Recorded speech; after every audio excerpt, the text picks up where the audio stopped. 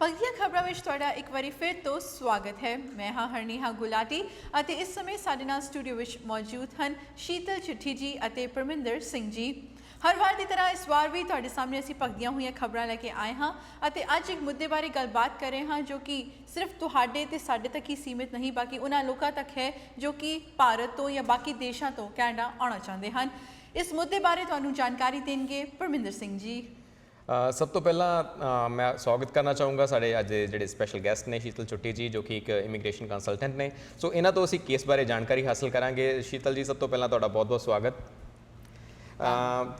इत्थे जिहड़ा केस असीं अज अपने दर्शकों के रूबरू करांगे जी वो केस है एक नाइजीरीयन कपल का, एक नाइजीरीयन जोड़ा आ, उन्हां दे 3 बच्चे और एक बच्चा उन्हां दा जिहड़ा अमेरिका दे विच बॉर्न होया ते उन्होंने इमीग्रेशन अपलाई की हुई सी काफ़ी साल पहला दी जदों उन्हां दा बच्चा पैदा भी नहीं सी होया और उस तो बाद जदों उन्हां दा तीसरा बच्चा पैदा होया तो उन्होंने इमीग्रेशन कैनेडा नूं कॉन्टैक्ट करने की कोशिश की। वो आबू धाबी दे विच काम करते सी, उत्थों दी एम्बैसी नाल कॉन्टैक्ट करने की कोशिश की पर उन्होंने कोई भी प्रॉपर रिस्पॉन्स नहीं मिलिया। पर जदों वो कैनेडा दे विच लैंड कीते आ ते उन्हां नूं कहा गया कि तुसीं अपने जिहड़े डिकलेयर नहीं किया कि तुहाडा तीसरा बच्चा भी हैगा आ जिहड़ा कि नाइजीरीयन सिटीजन नहीं हैगा तो तुसीं उस बारे जानकारी जिहड़ी प्रॉपर नहीं दी तो तुहानूं हुण वापस जाना पैना है। सो इस केस बारे असीं अज गलबात करांगे इत्थे किस दी गलती हैगी आ या इदां दी होर किहड़ियां गलतियां आ आम तौर पर कपल्स या जिहड़े दूसरे देशों तो इत्थे इमीग्रेट होकर आउंदे वो किद्दां दीयां गलतियां करदे आ ते इत्थे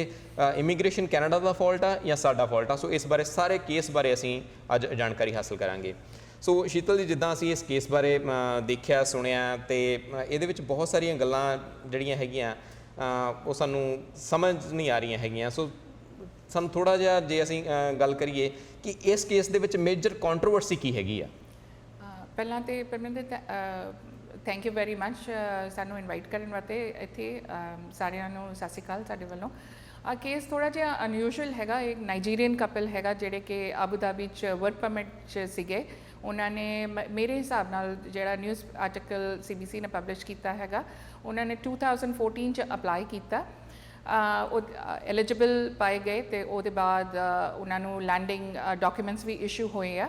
ਇੱਥੇ 에ਅਰਪੋਰਟ ਆ ਕੇ ਉਹਨਾਂ ਨੂੰ ਜਿਹੜਾ ਆਫਿਸਰ ਹੈਗਾ ਜਿਹੜਾ ਕਿ ਫਾਈਨਲ ਡਿਸੀਸ਼ਨ ਲੈਂਦੇ ਹੈਗੇ ਆ 에ਅਰਪੋਰਟ 'ਤੇ ਜਦ ਤੁਸੀਂ ਆਉਂਦੇ ਆ ਜਦ ਤੁਸੀਂ ਇਮੀਗ੍ਰੇਟ ਕਰਕੇ ਆਪਣੇ ਲੈਂਡਿੰਗ ਡਾਕੂਮੈਂਟਸ ਦੇ ਨਾਲ ਆਉਂਦੇ ਆ ਅਤੇ ਤੁਹਾਡਾ ਇੱਕ ਛੋਟਾ ਜਿਹਾ ਤੁਸੀਂ ਕਹਿ ਸਕਦੇ ਇੱਕ ਮਿਨੀ ਇੰਟਰਵਿਊ ਟਾਈਪ ਹੁੰਦਾ ਹੈਗਾ CBSA ਜਾਂ CIC ਆਫਿਸਰ ਦੇ ਨਾਲ ਐਂਡ ਉਹ ਆਪਣੇ ਆਪ ਨੂੰ ਸੈਟਿਸਫਾਈ ਕਰਦੇ ਕਿ ਤੁਸੀਂ ਐਲੀਜੀਬਲ ਹੈਗੇ, ਤੁਸੀਂ ਜੋ ਵੀ ਡਾਕੂਮੈਂਟੇਸ਼ਨ ਪ੍ਰੈਜ਼ੈਂਟ ਕੀਤਾ ਸੀਗਾ ਜਾਂ ਤੁਹਾਡੀ ਇਨਫੋਰਮੇਸ਼ਨ ਜਿਹੜੀ ਹੈਗੀ ਆ ਉਹ ਸਹੀ ਹੈਗੀ ਅਤੇ ਤੁਸੀਂ ਲੀਗਲੀ ਐਲੀਜੀਬਲ ਹੈਗੇ to become permanent resident of Canada.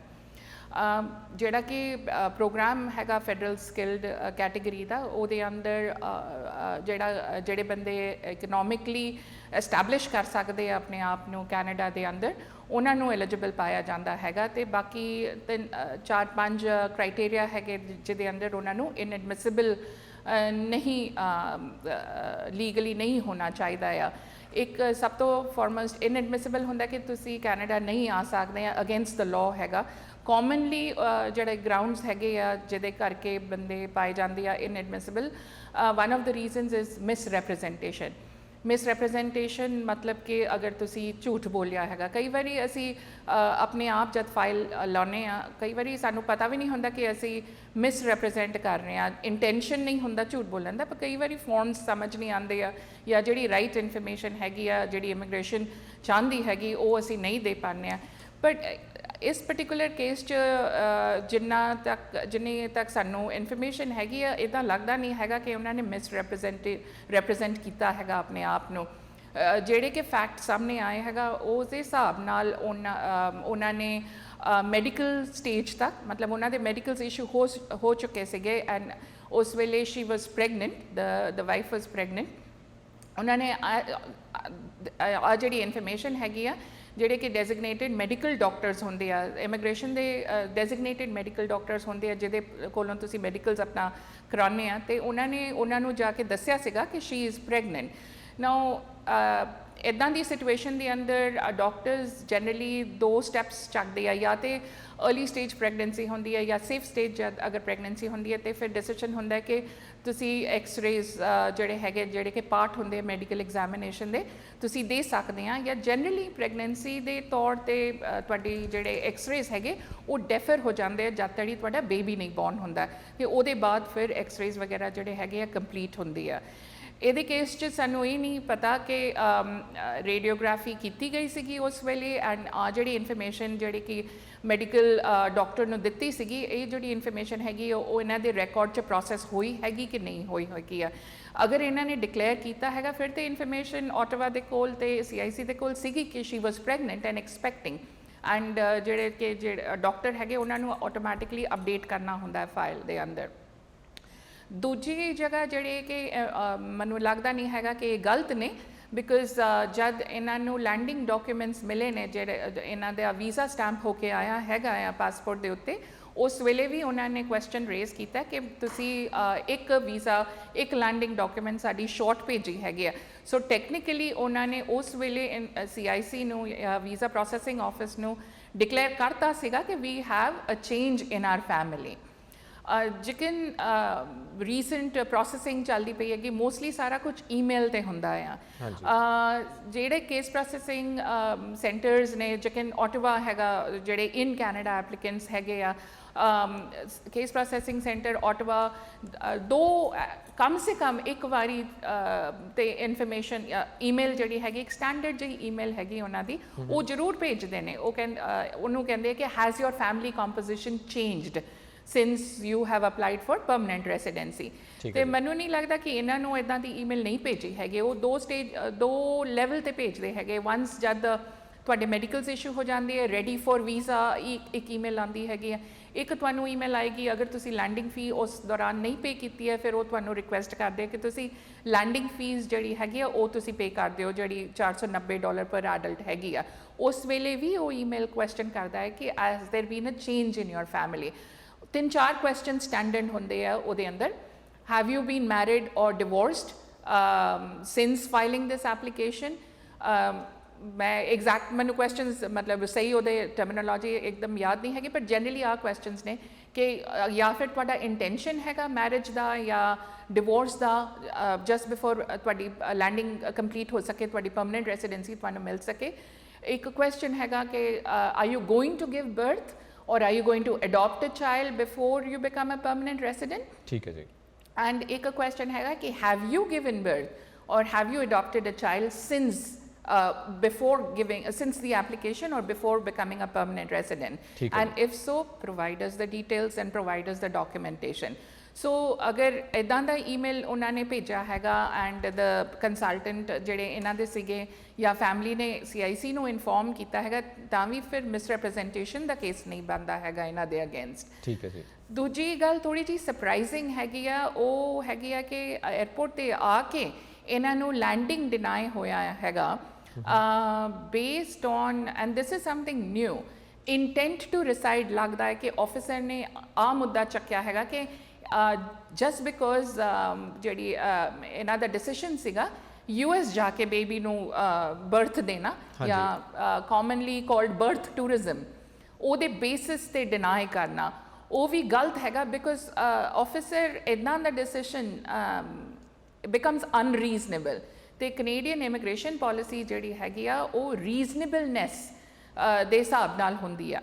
Second ਜਿਹੜੀ ਮੋਸਟ ਇੰਪੋਰਟੈਂਟ ਗੱਲ ਹੈਗੀ ਆ, ਐਂਡ ਕੈਨੇਡਾ ਜਿਹੜਾ ਹੈਗਾ ਉਹ ਸਿਗਨੇਟਰੀ ਹੈਗਾ ਇੰਟਰਨੈਸ਼ਨਲ ਕਨਵੈਨਸ਼ਨ ਦਾ, ਕਿ best interest of the child is always protected. ਠੀਕ ਹੈ ਜੀ।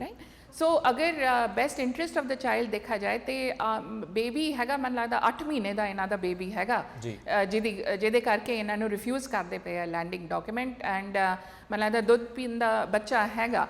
ਸੋ ਜਨਰਲੀ ਜਿਹੜਾ ਆਫਿਸਰ ਹੈਗੇ they are very good and ਦੇ ਵੁੱਡ ਨੋਰਮਲੀ, ਬਾਕੀ ਸਾਰੀ ਚੀਜ਼ਾਂ ਅਗਰ ਸਹੀ ਨੇ, ਕੋਈ ਮੈਡੀਕਲ ਇਸ਼ੂ ਨਹੀਂ ਹੈਗਾ, ਕੋਈ ਕ੍ਰਿਮੀਨੈਲਿਟੀ ਇਸ਼ੂ ਨਹੀਂ ਹੈਗਾ, ਤੇ ਉਹਨਾਂ ਨੂੰ ਲੈਂਡਿੰਗ ਅਲਾਉ ਕਰਕੇ ਬੱਚੇ ਨੂੰ ਵਿਜ਼ਟਰ ਵੀਜ਼ਾ ਸਟੇਟਸ ਜਿਹੜਾ ਹੈਗਾ ਉਹ ਦੇ ਸਕਦੇ ਆ। ਤੇ ਮੈਡੀਕਲ ਜਿਹੜਾ ਹੈਗਾ ਅਗਰ ਬੱਚੇ ਦਾ ਕਰਾਉਣਾ ਹੈਗਾ ਜਾਂ ਅਗਰ ਵਾਈਫ ਦੇ ਮੈਡੀਕਲਸ ਪੈਂਡਿੰਗ ਸੀਗੇ ਤੇ ਉਹ ਫਿਰ ਸਪੋਜ਼ਿੰਗ ਦੇ ਵਰ ਲੈਂਡਿੰਗ ਇਨ ਕੈਲਗਰੀ, ਤੇ ਇੱਥੇ ਡੈਜ਼ਿਗਨੇਟਡ ਡਾਕਟਰ ਦੇ ਥਰੂ ਜਿਹੜੇ ਹੈਗੇ ਆ ਕੰਡੀਸ਼ਨਲ ਲੈਂਡਿੰਗ ਕਰਾ ਕੇ ਉੱਥੇ ਮੈਡੀਕਲਸ ਕਰਵਾ ਸਕਦੇ ਸੀਗੇ। ਸੋ ਥੋੜ੍ਹਾ ਜਿਹਾ ਅਨਰੀਜ਼ਨੇਬਲ ਐਂਡ ਅਨਯੂਜੂਅਲ ਡਿਸੀਸ਼ਨ ਹੈਗਾ ਇਹਨਾਂ ਦਾ ਨਾਟ ਟੂ ਅਲਾਉ ਦੈਮ ਲੈਂਡਿੰਗ।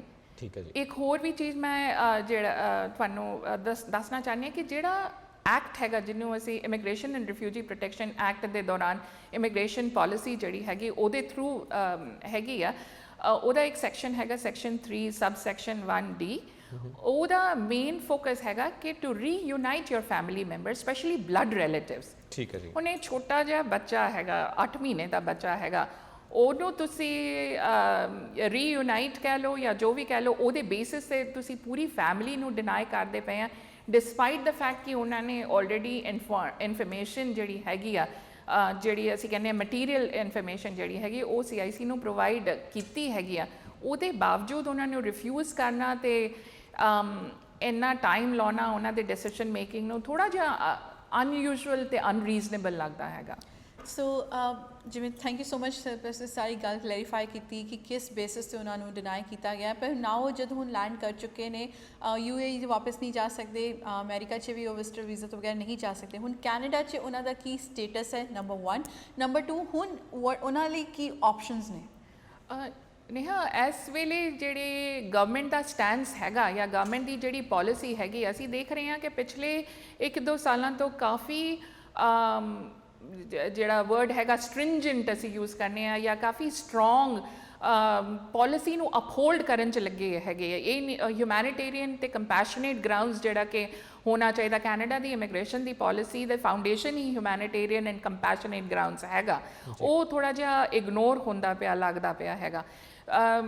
ਉਹਨਾਂ ਦਾ ਸਟੈਟਸ ਇਸ ਵੇਲੇ ਥੋੜ੍ਹਾ ਅਨਯੂਜੂਅਲ ਹੈਗਾ ਬਿਕਾਜ਼ ਜਾਂ ਤਾਂ ਉਹਨਾਂ ਨੂੰ ਟੈਂਪਰੇਰੀ ਰੈਸੀਡੈਂਟ ਵੀਜ਼ਾ ਦੇਣਾ ਚਾਹੀਦਾ ਹੈਗਾ ਅਗਰ ਉਹ ਲੈਂਡਿੰਗ ਨਹੀਂ ਦੇ ਰਹੇ ਆ, ਜਾਂ ਫਿਰ ਆਮ ਬੰਦੇ ਨੂੰ ਕਹਿੰਦੇ ਆ ਕਿ ਵਿਜ਼ਿਟਰ ਵੀਜ਼ਾ ਸਟੈਟਸ ਉਹਨਾਂ ਨੂੰ ਦੇਣਾ ਚਾਹੀਦਾ ਜਾਂ ਫੈਮਿਲੀ ਨੂੰ, ਭਾਵੇਂ ਛੋਟੇ ਡਿਊਰੇਸ਼ਨ ਦਾ ਹੋਵੇ, ਤੇ ਜਿਹੜੀ ਕੰਡੀਸ਼ਨ ਉਹ ਮੀਟ ਨਹੀਂ ਕਰ ਪਾ ਰਹੇ to complete the landing formality, ਤੇ ਟੂ ਸੀ ਕਿ ਉਹ ਕਿਸ ਤਰੀਕੇ ਨਾਲ ਉਹ ਮੀਟ ਕਰ ਸਕੇ।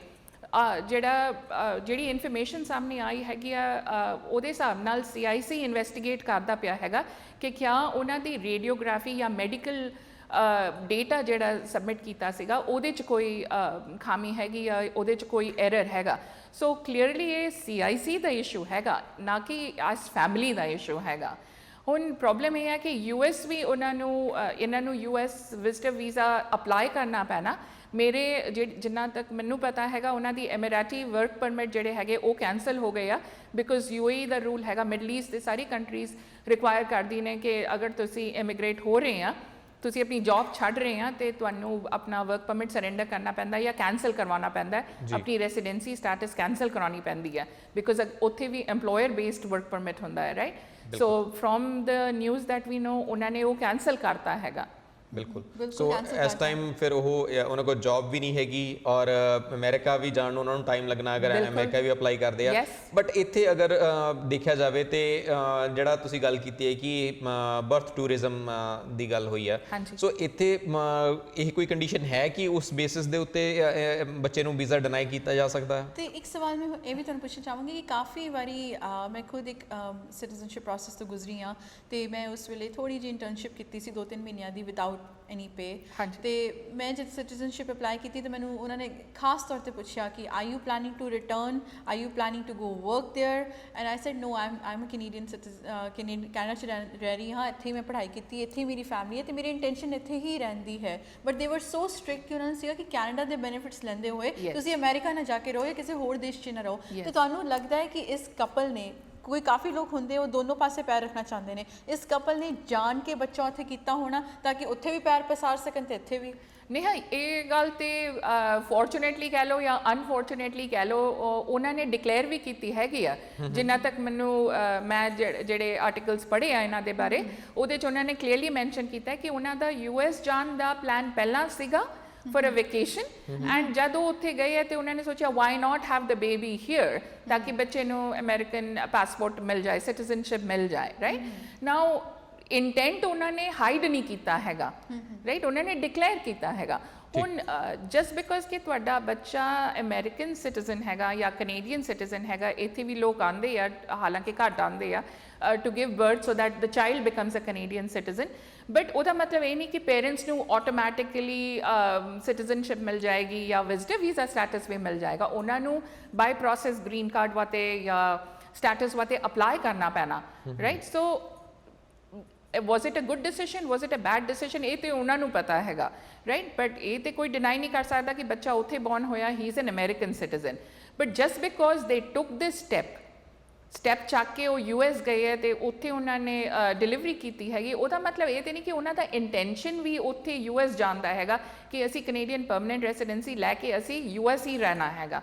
ਇੱਦਾਂ ਦਾ ਕੋਈ ਉਹਨਾਂ ਨੇ ਇੰਟੈਂਟ ਡੈਮਨਸਟ੍ਰੇਟ ਨਹੀਂ ਕੀਤਾ, ਜਾਂ ਤਾਂ ਹੋਵੇ ਕਿ ਬੰਦਾ ਉੱਥੇ ਵੀ ਜੌਬ ਸਟੋਲ ਰਿਹਾ ਹੈਗਾ ਜਾਂ ਜੌਬ ਉੱਥੇ ਕਨਫਰਮ ਕੀਤੀ ਹੈ, ਇੰਟਰਵਿਊਜ਼ 'ਤੇ ਪ੍ਰਿਪੇਅਰ ਕੀਤਾ ਹੈ, ਜਾਂ ਉੱਥੇ ਕਿਸੇ ਪ੍ਰੋਪਰਟੀ 'ਚ ਇਨਵੈਸਟ ਕੀਤਾ ਹੈ, ਇੱਦਾਂ ਦੀ ਕੋਈ ਗੱਲ ਤੇ ਸਾਹਮਣੇ ਆਈ ਨਹੀਂ ਹੈਗੀ ਹੈ। ਸਿਰਫ ਯੰਗ ਫੈਮਿਲੀ ਹੈਗੀ ਹੈ, ਬੰਦਾ ਅੱਜ ਕੱਲ੍ਹ ਗਲੋਬਲੀ ਸੋਚਦਾ ਆ, ਸਾਰੇ ਇਹੀ ਸੋਚਦੇ ਆ ਕਿ ਸਾਡੇ ਬੱਚੇ, ਆਪਣੇ ਬੱਚਿਆਂ ਕਰਕੇ ਲੋਕੀ ਇਮੀਗ੍ਰੇਟ ਕਰਦੇ ਕਿ ਸਾਡੇ ਬੱਚੇ ਨਾਰਥ ਅਮਰੀਕਾ 'ਚ ਕਿਸੇ ਤਰੀਕੇ ਨਾਲ ਅਸੀਂ ਵੀ ਇੱਦਾਂ ਹੀ ਆਏ ਹੈਗੇ ਆ, ਸਟੇਟਸ ਗੇਨ ਕਰ ਲਈਏ, ਭਾਵੇਂ ਕੈਨੇਡਾ ਭਾਵੇਂ US, ਰਾਈਟ। ਠੀਕ ਹੈ। ਸੋ ਉਹਨਾਂ ਨੇ ਆਪਣੇ ਹਿਸਾਬ ਨਾਲ, ਲਿਮਿਟਿਡ ਹਿਸਾਬ ਨਾਲ, ਆਪਣੇ ਇਗਨੋਰੈਂਟ ਹਿਸਾਬ ਨਾਲ ਸੋਚਿਆ ਹੈਗਾ, ਪਰ ਉਹਦਾ ਮਤਲਬ ਇਹ ਤੇ ਨਹੀਂ ਬਣਦਾ ਕਿ ਉਹਨਾਂ ਦਾ ਇੰਟੈਂਟ ਟੂ ਰਿਸਾਈਡ ਕੈਨੇਡਾ ਹੈ ਹੀ ਨਹੀਂ।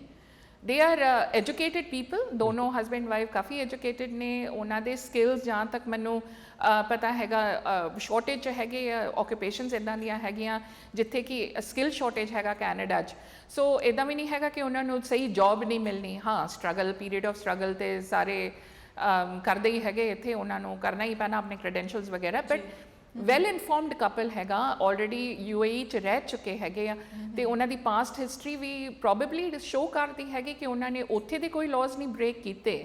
ਸੋ more than less chances are ਕਿ ਉਹ ਕੈਨੇਡੀਅਨ ਲਾਜ਼ ਵੀ ਨਹੀਂ ਬ੍ਰੇਕ ਕਰਨਗੇ। ਬਿਲਕੁਲ। ਸੋ ਅਗੇਨ ਆ ਸਾਰਾ ਕੁਝ ਬੈਕਗਰਾਉਂਡ ਧਿਆਨ ਰੱਖਦੇ ਹੋਵੇ, and the fact कि Canada's policy is best interest of the child, section 3(1)(d) is there of the act, ਉਹਦੇ ਹਿਸਾਬ ਨਾਲ ਆਫਿਸਰ ਨੇ ਕਾਫੀ ਅਨਯੂਜੂਅਲ ਤੇ ਹਾਰਡ ਡਿਸੀਜਨ ਲਿਆ ਹੈਗਾ ਉਹਨਾਂ ਨੂੰ ਨਾਟ ਅਲਾਉਇੰਗ them to land। ਇੱਕ ਇੱਦਾਂ ਦਾ ਕੇਸ ਸਾਡੇ ਅਸੀਂ ਪ੍ਰੋਸੈਸ ਕੀਤਾ ਸੀਗਾ, ਸਿਮਿਲਰ ਸਿਚੁਏਸ਼ਨ, ਪਰ ਐਂਡ ਡਿਕਲੇਅਰ ਵੀ ਕੀਤਾ ਸੀਗਾ, ਪਰ ਉਹਨਾਂ ਨੇ ਹਸਬੈਂਡ ਵਾਈਫ ਨੂੰ ਗ੍ਰਾਂਟ ਕੀਤਾ ਸੀਗਾ ਲੈਂਡਿੰਗ, ਤੇ ਬੱਚੇ ਨੂੰ ਉਹਨਾਂ ਨੇ ਵਿਜ਼ਟਰ ਵੀਜ਼ਾ ਸਟੇਟਸ ਦਿੱਤਾ ਸੀਗਾ, ਤੇ ਉਹਨਾਂ ਨੂੰ ਕੁਐਸਚਨ ਵੀ ਕੀਤਾ ਸੀਗਾ ਕਿ will you be sponsoring your child for Canadian permanent resident, which is the logical question to show intent to reside। Absolutely। ਔਰ ਤੇ ਯੰਗ ਕਪਲ ਸੀਗਾ, ਉਹਨਾਂ ਨੇ ਕਿਹਾ ਬਿਲਕੁਲ ਸਾਡੀ ਫੈਮਿਲੀ ਇੱਥੇ ਹੈਗੀ, ਅਸੀਂ ਇੰਨੀ ਵੇਟ ਕਰਕੇ, ਇੰਨੇ ਸਾਲ ਵੇਟ ਕਰਕੇ, ਇੰਨੇ ਸਾਰੇ ਡਾਕੂਮੈਂਟੇਸ਼ਨ, ਉੱਥੇ ਦੀ ਰੈਸੀਡੈਂਸੀ ਗਵਾ ਕੇ ਅਸੀਂ ਇੱਥੇ ਆ ਰਹੇ ਹਾਂ, ਸਾਡਾ ਇੰਟੈਂਸ਼ਨ ਇੱਥੋਂ ਜਾਣ ਦਾ ਨਹੀਂ ਹੈਗਾ, ਕੈਨੇਡਾ ਘਰ ਬਣਾਉਣ ਦਾ ਹੈਗਾ। ਜੀ। ਸਿਮਿਲਰ ਲਾਈਨਸ 'ਚ ਮੈਨੂੰ ਲੱਗਦਾ ਇਹਨਾਂ ਨੇ ਵੀ ਡਿਕਲੇਅਰ ਕੀਤਾ ਹੈਗਾ। ਸੋ ਦੇयर ਵਾਸ ਨੋ ਰੀਜ਼ਨ ਕਿ ਇਹਨਾਂ ਨੂੰ ਲੈਂਡਿੰਗ ਅਲਾਉ ਨਾ ਕਰਕੇ, ਬੱਚੇ ਨੂੰ ਸਟੇਟਸ ਗੇਨ ਕਰਕੇ then allow them to sponsor the child, he's only a baby, he's only an 8-month-old baby, ਤੇ ਅਲਾਉ ਕਰਨਾ ਚਾਹੀਦਾ ਸੀਗਾ। it's a little unusual। ਠੀਕ ਹੈ ਜੀ।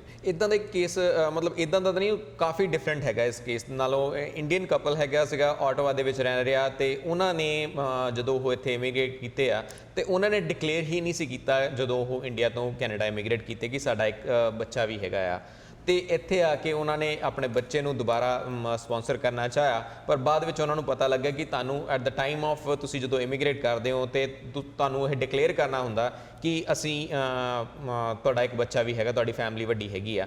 ਔਰ ਇਹ ਸਿਚੁਏਸ਼ਨ ਦੇ ਵਿੱਚ ਆ ਕੇ ਹੁਣ ਅਸੀਂ ਇੱਥੇ ਸਾਫ਼ ਤੌਰ ਤੇ ਜੇ ਅਸੀਂ ਦੇਖੀਏ ਤੇ ਇੱਥੇ ਕਪਲ ਦੀ ਗਲਤੀ ਹੈਗੀ, ਉਸ ਜੋੜੇ ਦੀ ਗਲਤੀ ਹੈ ਕਿ ਉਹਨਾਂ ਨੇ ਕੈਨੇਡੀਅਨ ਗਵਰਨਮੈਂਟ ਨੂੰ ਜਾਂ ਇਮੀਗ੍ਰੇਸ਼ਨ ਨੂੰ ਦੱਸਿਆ ਨਹੀਂ ਕਿ ਸਾਡਾ ਇੱਕ ਬੱਚਾ ਵੀ ਹੈਗਾ ਆ, ਜੋ ਕਿ ਬਹੁਤ ਜ਼ਿਆਦਾ ਜ਼ਰੂਰੀ ਸੀ। ਸੋ ਹੁਣ ਉਸ ਕੇਸ ਦੇ ਵਿੱਚ ਜਿਹੜਾ ਉਹ ਕਪਲ ਹੈਗੇ ਆ, ਕਿਉਂਕਿ ਉਹਨਾਂ ਨੂੰ ਆਈ ਥਿੰਕ ਇਮੀਗ੍ਰੇਸ਼ਨ ਕੈਨੇਡਾ ਵੱਲੋਂ ਡਿਨਾਈ ਵੀ ਕਰ ਦਿੱਤਾ ਗਿਆ ਕਿ ਤੁਸੀਂ ਆਪਣਾ ਬੱਚਾ ਇੱਥੇ ਨਹੀਂ ਲੈ ਕੇ ਆ ਸਕਦੇ। ਸੋ ਇਦਾਂ ਦੇ ਕੇਸਿਸ ਕੀ ਬਹੁਤ ਜ਼ਿਆਦਾ ਤੁਹਾਨੂੰ ਦੇਖਣ ਨੂੰ ਮਿਲਦੇ ਆ, ਔਰ ਇਦਾਂ ਦੇ ਜਿਹੜੇ ਫੈਮਿਲੀਜ਼ ਹੈਗੀਆਂ ਆ ਉਹ ਜ਼ਿਆਦਾਤਰ ਦੇਖਿਆ ਜਾਂਦਾ ਕਿ ਫਾਲਟ ਦੇ ਉੱਤੇ ਹੁੰਦੀਆਂ।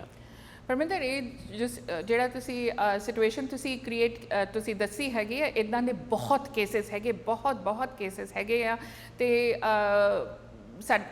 ਅਸੀਂ ਦੇਖਿਆ ਵੀ ਹੈਗਾ ਕਿ ਲੋਕੀ ਡੈਸਪਰੇਟ ਹੋ ਕੇ ਹਰ ਇੱਕ ਟਾਈਪ ਦਾ ਕਦਮ ਉਠਾਉਂਦੇ। ਇੱਦਾਂ ਦੇ ਕੇਸਿਸ ਸੁਪਰੀਮ ਕੋਰਟ ਤੱਕ ਗਏ ਹੈਗੇ, and supreme court has denied it. ਉਹਦਾ ਰੀਜ਼ਨ ਇਹ ਹੈਗਾ ਕਿ ਜਦ ਤੁਸੀਂ ਇਮੀਗ੍ਰੇਟ ਕਰਦੇ ਆ ਜਾਂ ਤੁਸੀਂ ਇੱਥੇ ਵਰਕ ਪਰਮਿਟ ਤੇ ਆਉਂਦੇ ਆ ਜਾਂ ਸਟੱਡੀ ਪਰਮਿਟ ਤੇ ਆਉਂਦੇ ਆ, ਅਗਰ ਤੁਸੀਂ ਮੈਰਿਡ ਹੈਗੇ, ਤੁਹਾਡੇ ਬੱਚੇ ਹੈਗੇ ਔਰ ਵਟਐਵਰ, ਐਂਡ ਤੁਸੀਂ ਪਰਮਨੈਂਟ ਰੈਸੀਡੈਂਸੀ ਜਦ ਫਾਈਲ ਕਰਦੇ ਆ, one of the reasons is ਕਿ ਜਿਹੜੇ ਤੁਹਾਡੇ ਡਿਪੈਂਡੈਂਟ ਫੈਮਿਲੀ ਮੈਂਬਰਸ ਹੈਗੇ ਆ, ਰਾਈਟ, ਉਹਨਾਂ ਨੂੰ ਮੈਡੀਕਲ ਤੇ ਕ੍ਰਿਮੀਨਲ ਇਨਐਡਮਿਸਿਬਿਲਿਟੀ ਦਾ ਪ੍ਰੂਫ ਦੇਣਾ ਹੁੰਦਾ ਆ ਕਿ ਦੇ ਆਰ ਨਾਟ ਇਨਐਡਮਿਸਿਬਲ। ਸੋ ਅਗਰ ਫॉर ਐਗਜ਼ਾਮਪਲ ਅਗਰ ਤੁਹਾਡਾ ਬੱਚਾ ਹੈਗਾ, ਜਦ ਤੁਸੀਂ ਪਰਮਨੈਂਟ ਰੈਸੀਡੈਂਟ ਹੋਏ ਆ, ਸਪੋਜ਼ਿੰਗ ਉਹ ਤੁਸੀਂ ਆਪਣੇ ਪੇਰੈਂਟਸ ਦੇ ਕੋਲ ਛੱਡ ਕੇ ਆਏ ਆ ਬਿਕੋਜ਼ ਇੱਥੇ ਤੁਸੀਂ ਕੰਮ ਕਰਦੇ ਆ, ਤੁਸੀਂ ਡੇ ਕੇਅਰ ਨਹੀਂ ਅਫੋਰਡ ਕਰ ਸਕਦੇ, ਡਿਫਰੈਂਟ ਰੀਜ਼ਨਸ ਹੈਗੇ ਆ, ਬਟ ਹਾਲਾਂਕਿ ਬੱਚਾ 2 ਸਾਲ ਦਾ ਹੈਗਾ ਜਾਂ 4 ਸਾਲ ਦਾ ਹੈਗਾ ਤੇ ਤੁਹਾਡਾ ਇੰਟੈਂਟ ਨਹੀਂ ਹੈਗਾ ਉਹਨੂੰ ਇੱਥੇ ਲਿਆਉਣ ਦਾ, ਤਾਂ ਵੀ ਬੱਚੇ ਦੇ ਮੈਡੀਕਲਸ ਜ਼ਰੂਰ ਹੁੰਦੇ ਆ। ਪੁਲਿਸ ਕਲੀਅਰੈਂਸ ਰਿਕੁਆਇਰਡ ਨਹੀਂ ਹੁੰਦੀ, ਕ੍ਰਿਮੀਨਲ ਬੈਕਗਰਾਊਂਡ ਚੈੱਕ ਇੰਨੇ ਛੋਟੇ ਬੱਚੇ ਦਾ ਰਿਕੁਆਇਰਡ ਨਹੀਂ ਹੁੰਦਾ, ਪਰ ਮੈਡੀਕਲ ਗਰਾਊਂਡਸ ਜ਼ਰੂਰ ਕਲੀਅਰ ਹੋਣਾ ਚਾਹੀਦਾ, ਭਾਵੇਂ ਤੁਸੀਂ ਅਗਲੇ 20 ਈਅਰਸ ਤੁਸੀਂ ਨਹੀਂ ਬੁਲਾਉਣਾ ਚਾਹੁੰਦੇ ਹੋ ਉਹਨੂੰ, ਰਾਈਟ ਜੀ। ਸੋ ਇੱਦਾਂ ਦੀ ਸਿਚੁਏਸ਼ਨ 'ਚ ਅਗਰ ਬੱਚੇ ਦੇ ਮੈਡੀਕਲਸ ਨਹੀਂ ਹੋਏ ਆ, ਦੈਨ ਤੁਸੀਂ ਕਦੀ ਵੀ ਉਹਨੂੰ as a dependent child sponsor ਨਹੀਂ ਕਰ ਸਕਦੇ ਆ। ਨਾਓ ਇਹਦੇ ਦੂਜੇ ਸਿਨਾਰੀਓਜ਼ ਵੀ ਕਾਫੀ ਦੇਖਣ ਨੂੰ ਆਏ ਹੈਗੇ ਆ। ਫॉर ਐਗਜ਼ਾਮਪਲ ਅਗਰ ਕਿਸੇ ਕਪਲ ਦਾ ਬੱਚਾ ਹੈਗਾ, ਉਹਨਾਂ ਦਾ ਡਿਵੋਰਸ ਚੱਲਦਾ ਪਿਆ ਹੈਗਾ, ਕਾਫੀ ਬਿਟਰ ਫਾਈਟਿੰਗ ਹੈਗੀ ਆ ਸਪਾਊਸ ਦੇ ਨਾਲ, ਮਤਲਬ ਕਾਫੀ ਕਸਟਡੀ ਦਾ ਇਸ਼ੂ ਹੈਗਾ, ਫਿਰ ਉਸ ਹਾਲਾਤ 'ਚ ਤੁਸੀਂ ਕਹਿੰਦੇ ਕਿ ਨਹੀਂ ਜੀ ਤੁਸੀਂ ਆਪਣੇ ਬੱਚੇ ਦਾ, ਭਾਵੇਂ ਉਹ ਬੱਚਾ ਤੁਹਾਡੇ ਨਾਲ ਨਹੀਂ ਹੈਗਾ ਜਾਂ ਕਸਟਡੀ ਹੈਗੀ ਜਾਂ actually there is a legal order ਕਿ ਤੁਸੀਂ ਬੱਚੇ ਨੂੰ ਨਹੀਂ ਦੇਖ ਸਕਦੇ ਹੋ, ਉਸ ਦੌਰਾਨ ਵੀ ਤੁਹਾਨੂੰ ਮੈਡੀਕਲ ਕਰਾਉਣਾ ਹੀ ਪੈਣਾ, ਰਾਈਟ, ਜਾਂ ਫਿਰ ਤੁਹਾਨੂੰ ਪ੍ਰੂਵ ਕਰਨਾ ਪੈਣਾ ਇਮੀਗ੍ਰੇਸ਼ਨ ਨੂੰ ਕਿ ਤੁਸੀਂ ਬਹੁਤ ਕੋਸ਼ਿਸ਼ ਕੀਤੀ ਹੈ ਬੱਚੇ ਦੇ ਮੈਡੀਕਲ ਕਰਾਉਣ ਨੂੰ, ਤੁਸੀਂ ਪੇਰੈਂਟ ਨੂੰ ਅਪਰੋਚ ਕੀਤਾ ਹੈਗਾ, ਜਾਂ ਤੁਹਾਨੂੰ ਪ੍ਰੂਵ ਕਰਨਾ ਪੈਣਾ ਕਿ ਤੁਸੀਂ ਕੋਸ਼ਿਸ਼ ਕੀਤੀ ਹੈਗੀ, ਉਹਦੇ ਬਾਵਜੂਦ ਵੀ ਤੁਸੀਂ ਅਨਸਕਸੈਸਫੁਲ ਹੋਏ ਆ, ਤੇ ਤੁਸੀਂ ਫੁੱਲੀ ਅੰਡਰਸਟੈਂਡ ਕਰਦੇ ਹੋ ਕਿ ਬਾਈ ਨਾਟ ਗੈਟਿੰਗ ਦ ਮੈਡੀਕਲਸ ਡਨ, ਡਿਸਪਾਈਟ ਦ ਫੈਕਟ ਕਿ ਉਹ ਬੱਚਾ ਤੁਹਾਡਾ ਹੈਗਾ, ਤੁਸੀਂ ਕਦੀ ਵੀ ਉਹਨੂੰ ਸਪੌਂਸਰ ਨਹੀਂ ਕਰ ਸਕੋਗੇ। ਤੁਹਾਨੂੰ ਲਿਖ ਕੇ ਐਫੀਡੇਵਿਟ ਇੱਕ ਜਮ੍ਹਾਂ ਕਰਾਉਣਾ ਪੈਂਦਾ ਹੈ CIC ਨੂੰ ਕਿ ਤੁਸੀਂ ਪੂਰੀ ਤਰੀਕੇ ਨਾਲ ਅੰਡਰਸਟੈਂਡ ਕਰਦੇ ਆ। ਠੀਕ ਹੈ ਜੀ। ਸੋ ਇਸ ਸਿਨੈਰੀਓ ਜਿਹੜਾ ਆਟੋਵਾ ਵਾਲਾ ਜਿਹੜਾ ਕਪਲ ਸੀਗਾ, ਉਹਨਾਂ ਨੇ ਡਿਕਲੇਅਰ ਹੀ ਨਹੀਂ ਕੀਤਾ ਸੀਗਾ, ਤਾਂ ਓਬਵੀਅਸਲੀ ਉਹ ਬੱਚੇ ਦੇ ਮੈਡੀਕਲਸ ਹੋਏ ਨਹੀਂ ਹੈਗੇ ਆ। ਸੋ ਉਹ ਮੈਡੀਕਲਸ ਨਾ ਹੋਣ ਕਰਕੇ they can never sponsor him as a dependent child for permanent residency. ਹਾਂ, ਇਹ ਵੱਖਰੀ ਗੱਲ ਹੈਗੀ ਆ ਕਿ ਦੂਜੇ ਐਵਨਿਊਜ਼ ਉਹ ਟਰਾਈ ਕਰ ਸਕਦੇ ਆ, ਐਜ਼ ਐਨ ਇੰਟਰਨੈਸ਼ਨਲ ਸਟੂਡੈਂਟ ਉਹਨੂੰ ਲਿਆ ਸਕਦੇ ਆ, they will be paying international student fees, ਪਰ it has to be done through an experienced person ਜਿਹੜਾ ਕਿ ਜਾਣਦਾ ਹੈਗਾ ਕਿ ਇਮੀਗ੍ਰੇਸ਼ਨ ਦੇ ਕੀ ਕੁਐਰੀਜ਼ ਹੈਗੇ। ਮੇਰੇ ਹਿਸਾਬ ਨਾਲ ਉਹਨਾਂ ਨੂੰ ਰਿਫਿਊਜ਼ਲ ਵੀ ਆਇਆ ਹੈਗਾ ਕਿ ਤੁਹਾਨੂੰ ਇੱਥੇ ਬੱਚੇ ਨੂੰ ਲਿਆਉਣ ਦੀ ਲੋੜ ਨਹੀਂ ਹੈਗੀ, something to that effect. So they will have to really have a very good presentation, very good evidence, proof ਚਾਹੀਦਾ ਹੋਣਾ। ਬਹੁਤ ਡਿਫਿਕਲਟ ਸਿਨਾਰੀਓ ਹੈਗਾ ਐਜ਼ ਪੇਰੈਂਟਸ ਫॉर them, ਤੇ ਬੱਚੇ ਦੇ ਉੱਤੇ ਕਾਫੀ ਜ਼ਿਆਦਾ ਇਹਦਾ ਅਸਰ ਪਏਗਾ। ਐਂਡ ਸੈਡ ਸਿਚੁਏਸ਼ਨ ਇਹ ਹੈ ਕਿ ਕੈਨੇਡਾ ਹਮੇਸ਼ਾ best interest of the child ਰੱਖਦਾ ਹੈ, ਬਟ ਓਬਵੀਅਸਲੀ ਆਰ ਡਿਸੀਜਨ ਜਿਹੜਾ ਹੈਗਾ best interest of the child ਨਹੀਂ ਹੈਗਾ।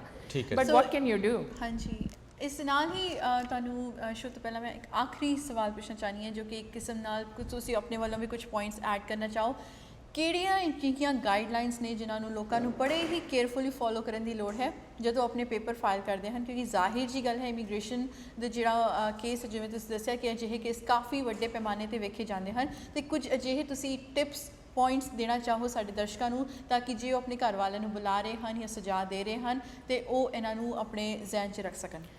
ਨੇਹਾ, ਤੁਸੀਂ ਬਹੁਤ ਇੰਪੋਰਟੈਂਟ ਪੁਆਇੰਟ ਰੇਜ਼ ਕੀਤਾ ਹੈਗਾ। ਅਸੀਂ ਦੇਖਦੇ ਹਾਂ ਕਿ ਕਾਫੀ ਲੋਕੀ ਅਨਨੈਸੈਸਰੀ, ਜਿਹਦੀ ਲੋੜ ਵੀ ਨਹੀਂ ਹੈਗੀ ਆ, ਉੱਥੇ ਕਈ ਵਾਰੀ ਨੋਇੰਗਲੀ ਜਾਂ ਅਨਨੋਇੰਗਲੀ ਮਿਸਰੈਪ੍ਰੈਜ਼ੈਂਟ ਕਰਦੇ ਆ ਆਪਣੇ ਆਪ ਨੂੰ। ਹੁਣ ਮਿਸਰੈਪ੍ਰੈਜ਼ੈਂਟੇਸ਼ਨ ਦਾ ਮਤਲਬ ਹੈਗਾ ਕਿ ਫॉर ਐਗਜ਼ਾਮਪਲ ਐਜੂਕੇਸ਼ਨ ਹੈਗੀ ਪਰ ਉਹਦੇ ਮਾਰਕਸ਼ੀਟਸ ਨਹੀਂ ਹੈਗੇ, ਕੋਈ ਨਹੀਂ ਤੁਸੀਂ ਲਿਖ ਦਿਓ ਕਿ 10ਵੀਂ ਪੜ੍ਹਿਆ ਹੈਗਾ ਮੁੰਡਾ, ਰਾਈਟ, ਹਾਲਾਂਕਿ ਮੁੰਡੇ ਨੇ ਗ੍ਰੈਜੂਏਸ਼ਨ ਕੀਤੀ ਹੈਗੀ, ਜਾਂ ਕਿਸੇ ਏਜੰਟ ਨੇ ਕਹਿਤਾ ਕਿ ਨਹੀਂ ਜੀ ਤੁਸੀਂ ਮਾਸਟਰਸ ਡਿਗਰੀ ਨਾ ਦਿਖਾਓ, ਰਾਈਟ। ਇੱਦਾਂ ਦੀਆਂ ਛੋਟੀਆਂ ਗੱਲਾਂ ਨੇ ਜਿਹਦੀ ਤੁਹਾਨੂੰ ਲੋੜ ਨਹੀਂ ਹੈਗੀ ਛੁਪਾਉਣ ਦੀ, ਰਾਈਟ। ਤੁਸੀਂ ਆਪਣਾ ਜਿੰਨਾ ਹੋ ਸਕੇ ਤੁਸੀਂ ਸੱਚ ਆਪਣੇ ਬਾਰੇ ਦੱਸੋ। ਆਪਣੀ ਜਿਹੜੀ ਗਾਈਡਲਾਈਨਸ, ਜਿਹੜੀ ਡਾਕੂਮੈਂਟ ਚੈੱਕਲਿਸਟ ਵਗੈਰਾ ਜਿਹੜੀ ਗਾਈਡਲਾਈਨਸ ਹੈਗੀ ਇਮੀਗ੍ਰੇਸ਼ਨ ਦੀ, ਉਹ ਕਾਫੀ ਹੱਦ ਤੱਕ ਕਾਫੀ ਡੀਟੇਲਡ ਨੇ, ਪਰ ਫਿਰ ਵੀ ਤੁਸੀਂ ਅਗਰ ਹੋ ਸਕੇ ਤੇ ਜ਼ਰੂਰ ਕਿਸੇ ਐਕਸਪੀਰੀਅੰਸਡ ਇਮੀਗ੍ਰੇਸ਼ਨ ਕੰਸਲਟੈਂਟ ਜਾਂ ਲਾਇਰ ਦੀ ਸਲਾਹ ਜ਼ਰੂਰ ਲਓ, ਭਾਵੇਂ ਤੁਸੀਂ ਰੀਟੇਨ ਨਾ ਕਰੋ depending on your circumstances, but ਤੁਸੀਂ ਸਲਾਹ ਜ਼ਰੂਰ ਲਓ ਆਪਣੇ ਕੇਸ ਦੇ ਬਾਰੇ, ਸਪੈਸ਼ਲੀ ਅਗਰ ਤੁਹਾਡਾ ਕੇਸ ਕੰਪਲਿਕੇਟਡ ਹੈਗਾ ਜਾਂ ਥੋੜਾ ਜਿਹਾ ਹਟ ਕੇ ਹੈਗਾ, ਨਾਰਮਲ ਨਹੀਂ ਹੈਗਾ, ਤੁਸੀਂ ਸਲਾਹ ਜ਼ਰੂਰ ਲਓ। ਤੇ ਜਿੰਨਾ ਹੋ ਸਕੇ ਤੁਸੀਂ ਡਾਕੂਮੈਂਟੇਸ਼ਨ ਆਪਣੀ ਪੂਰੀ ਰੱਖੋ, ਜਿਹੜੀ ਕਿ ਰਿਕੁਆਇਰਮੈਂਟ ਹੈਗੀ, ਬੇਸਿਕ ਕ੍ਰਾਈਟੇਰੀਆ ਹੈਗਾ। ਇੱਕ ਸਾਡੇ 'ਚ ਇੱਕ ਸਾਡੇ ਸਪੈਸ਼ਲੀ ਸਾਊਥ ਏਸ਼ੀਅਨ ਮੈਂਟੈਲਿਟੀ ਕਹਿ ਲਓ ਜਾਂ ਜੋ ਵੀ ਹੈਗਾ, ਸਾਡੇ ਇੱਕ ਹੈਗਾ ਚੱਲਦਾ ਹੈ ਐਟੀਟਿਊਡ, ਉਹ ਚੱਲਦਾ ਹੈ ਐਟੀਟਿਊਡ ਨਹੀਂ ਹੋਣਾ ਚਾਹੀਦਾ ਜਦ ਤੱਕ ਤੁਹਾਡਾ ਇਮੀਗ੍ਰੇਸ਼ਨ ਦਾ ਕੇਸ, ਹਾਲਾਂਕਿ ਹੁਣ ਜਿਹੜਾ ਨਿਊ ਲਾਅ ਹੈਗਾ ਉਹਦੇ ਹਿਸਾਬ ਨਾਲ ਉਹ ਤੁਹਾਡੀ ਸਿਟੀਜ਼ਨਸ਼ਿਪ ਵੀ ਰਿਵੋਕ ਕਰ ਸਕਦੇ ਆ, ਪਰਮਨੈਂਟ ਸਟੇਟਸ ਵੀ ਤੁਹਾਡਾ ਰਿਵੋਕ ਕਰ ਸਕਦੇ ਆ। ਤੇ ਤੁਸੀਂ ਜੋ ਵੀ ਹੈਗਾ ਸੱਚ ਦੱਸੋ, ਆਪਣੇ ਸਾਰੇ ਡਾਕੂਮੈਂਟੇਸ਼ਨ ਜ਼ਰੂਰ ਪ੍ਰੈਜ਼ੈਂਟ ਕਰੋ। ਐਂਡ ਇੱਦਾਂ ਨਾ ਸੋਚੋ ਕਿ ਤੁਹਾਨੂੰ ਦੱਸਣ ਦੀ ਲੋੜ ਨਹੀਂ ਹੈਗੀ ਜਾਂ ਇਹਦੇ ਨਾਲ ਕੋਈ ਫਰਕ ਨਹੀਂ ਪੈਣਾ।